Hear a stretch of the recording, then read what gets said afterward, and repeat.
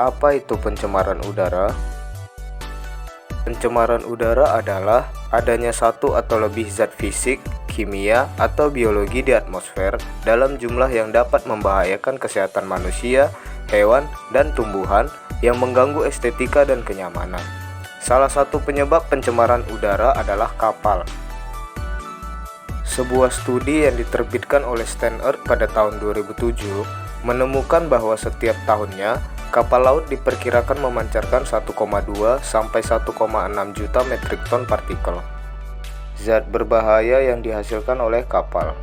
Di antaranya ada NOx, UHC, SOx, CO, CO2, VOC, PM, dan ODS. NOx adalah istilah umum untuk nitrogen monoksida, NO dan NO2. Gas ini merupakan reaksi antara nitrogen dan oksigen. UHC adalah hidrokarbon yang dipancarkan setelah bahan bakar dibakar di dalam mesin.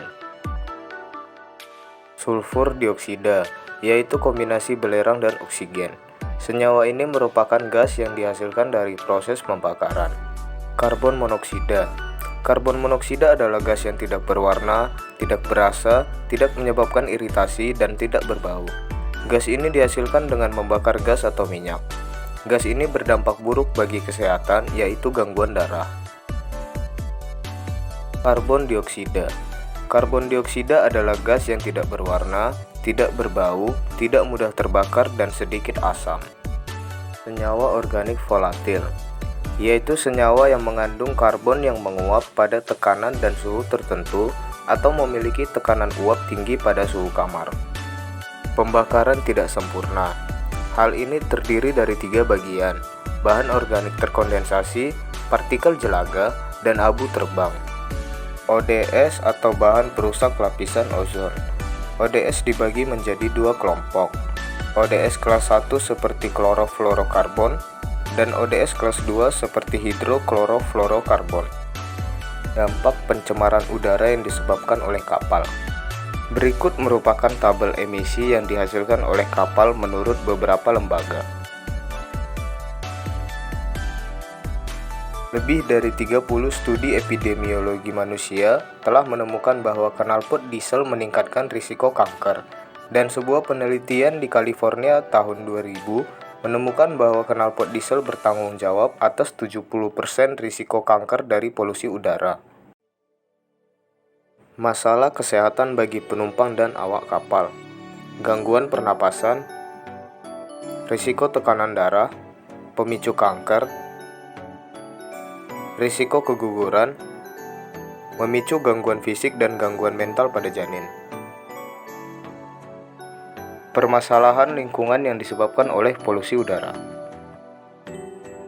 Yang pertama yaitu pemanasan global, sehingga terjadi kondisi di mana gletser di kutub utara dan selatan mencair dikarenakan kenaikan suhu di bumi. Yang kedua, hujan asam. Hujan asam terjadi ketika sulfur dioksida dan nitrogen dioksida menyebar di atmosfer. Unsur-unsur itu kemudian bercampur dengan air dan bahan lainnya sebelum jatuh ke permukaan bumi. Yang ketiga, kabut. Hal ini dapat mengganggu jarak pandang penglihatan. Cara menanggulangi polusi udara yang diakibatkan oleh kapal. Di antaranya, peningkatan teknologi, market-based program, dan perubahan operasional. Contoh peningkatan teknologi yaitu mengganti teknologi seperti mesin ke teknologi terbaru yang memiliki efisiensi lebih baik. Teknologi dapat mengurangi emisi lokal dan global. Mari simak video berikut. As delegates meet this week in London for the 74th session of the International Maritime Organization's Marine Environment Protection Committee meeting, new research shows that wind assist technologies like rotor sails can reduce fuel use and emissions from ships and could even help achieve the goals of IMO's initial greenhouse gas strategy.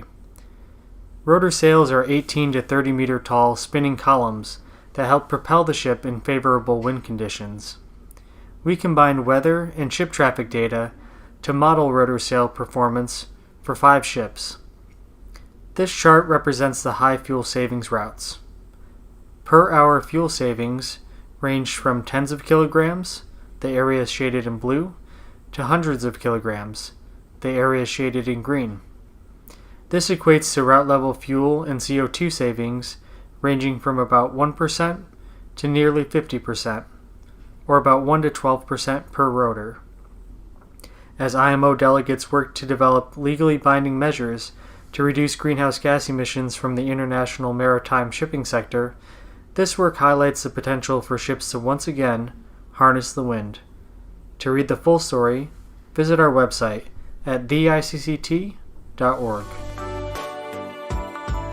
Selanjutnya ada perubahan operasional. Contohnya, mengurangi emisi lokal dengan memodifikasi cara kapal beroperasi saat masuk dan berlabuh di pelabuhan. Yang terakhir ada market-based program. Jika desain bagus, dapat memicu perubahan teknologi dan berdampak pada pengendalian emisi. Aneks 6 merupakan regulasi yang berisi tentang pencegahan polusi udara dari kapal. Regulasi Aneks 6 menetapkan batasan emisi NOx atau SOx dan PM dari gas buang kapal dan melarang emisi ODS yang disengaja. Persyaratan emisi NOx atau SOx dan PM dari kapal lebih ketat di Emission Control Areas. Untuk kapal 400 GT, sertifikasi pencegahan polusi udara internasional akan diterbitkan untuk mengonfirmasi kepatuhan kapal terhadap peraturan ini. 1. Ozone depleting substances. Instalasi yang mengandung bahan perusak ozon selain HCFC dilarang di kapal yang dibangun pada atau setelah 19 Mei 2005. Setiap emisi bahan perusak ozon yang disengaja harus dilarang. Instalasi yang mengandung HCFC harus dilarang di kapal yang dibangun pada atau setelah Januari 2000. 2. NOx emission from diesel engines. Oksida nitrogen termasuk NO, NO2, dan oksida nitrogen lainnya. Peraturan NOx berlaku untuk setiap mesin diesel laut dengan output daya lebih dari 130 kW yang dipasang di kapal. Setiap mesin diesel laut dengan output daya lebih dari 130 kW yang mengalami konversi besar pada atau setelah 1 Januari 2000.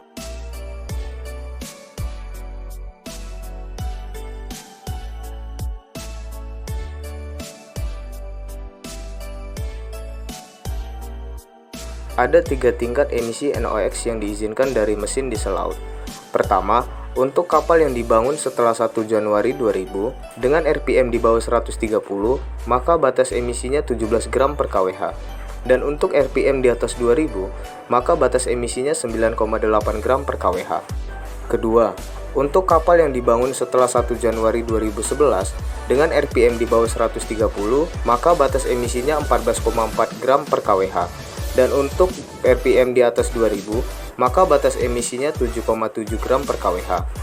Dan tingkat yang ketiga untuk kapal yang dibangun 1 Januari 2016 dengan RPM di bawah 130, maka batas emisinya 3,4 gram per kWh. Dan untuk RPM di atas 2000, maka batas emisinya 2 gram per kWh. Peraturan tingkat ketiga berlaku untuk area kontrol emisi NOx. Bagaimana cara mengurangi NOx? 1. Sistem pembersihan gas buang diterapkan ke mesin untuk mengurangi NOx. 2.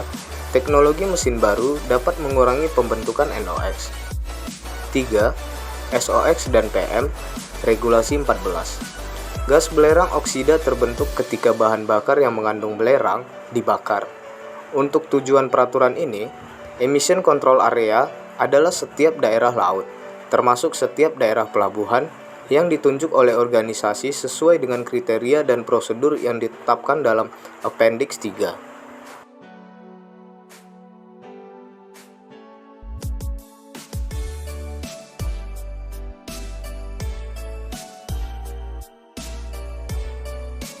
Empat, Volatile Organic Compounds. Peraturan ini hanya berlaku untuk kapal tanker dan beberapa pengangkut gas. VOC dihasilkan selama pembakaran dan penanganan produk minyak. Untuk mengurangi emisi VOC, 1. Sistem kontrol emisi uap. 2. Rencana pengelolaan VOC. Energy Efficiency Regulations. 1. Energy Efficiency Design Index mencerminkan jumlah CO2 yang dihasilkan per ton mil. 2.